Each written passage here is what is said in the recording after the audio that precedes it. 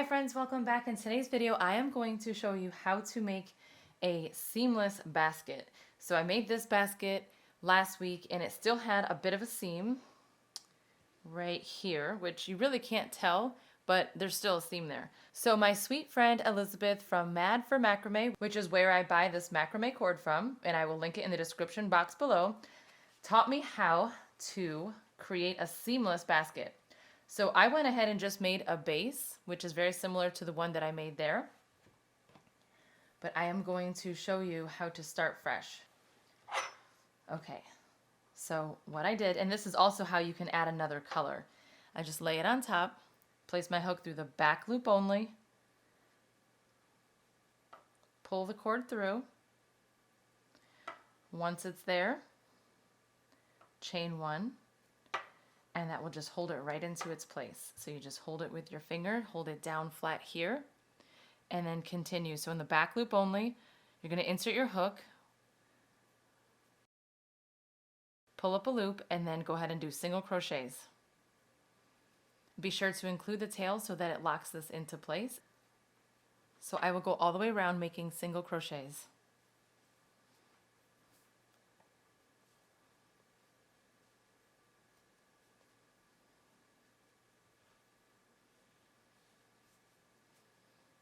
Okay, once I get all the way around, I will show you how we are going to do the seam so that it's seamless. Okay, so I just completed this round and I pulled out some of this stitch here, and then you are going to place your hook back through the first stitch where we first began, kind of like what I did for my other basket. So you're going to stick your hook through the side here, get this loop and pull it through, hold it with your left hand, take your hook and you're going to push it through this V. So right here, there's two little pieces of cord on the inside. Push it through those. And then carefully pull up a loop with the regular main cord. Pull up a loop. And then stick your hook back through this original loop. Yarn over. And then there you go. There's your first one to the next row. And now for this entire round, we will make single crochets in these V's. So if you need help with those, you can watch my other video. But go ahead and make single crochets all the way around with that same process going through the V. And then when I get to the next round, I will show you one more time how we connect it. Okay, I just finished this round and we're going to do the same thing. Pull out your hook, go through the first stitch here, the top of your first single crochet, pull that one through, hold on to it, stick your hook through that V from the previous round. I'm going to use a smaller hook, but because I did these kind of tight, so I'm going to just push through that V just like we did before, and then carefully pull up a loop.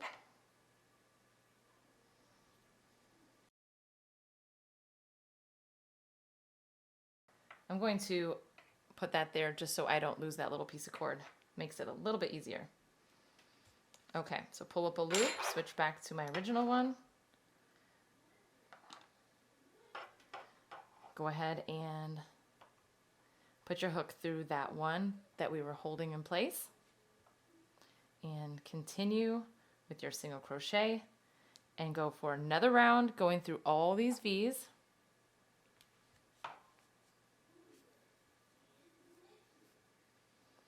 And then I will show you one last time how to connect the round. So do it one more time all the way around.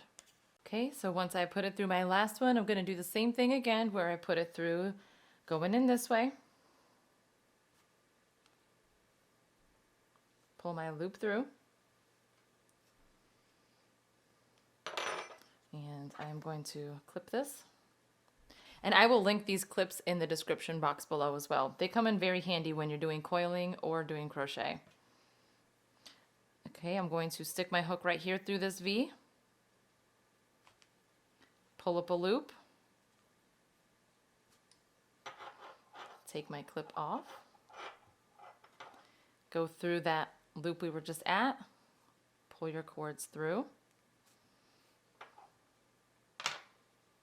And then as you can see, it's creating the same pattern with those V's right there. So I'm gonna go one more round and then I will show you how I easily close it off.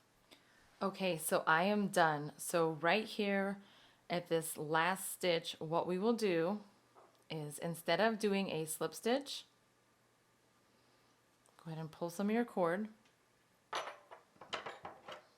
cut it, pull it all the way through. Okay, then we will take our needle, which I will link below, and place it through. And then we will take it and go through the front here. And that first one, just push it through both of them like that. Pull it through. And then get it to look kind of similar to the rest. And then we will place the needle through this one and that back one right there. So right here, and then pull it through.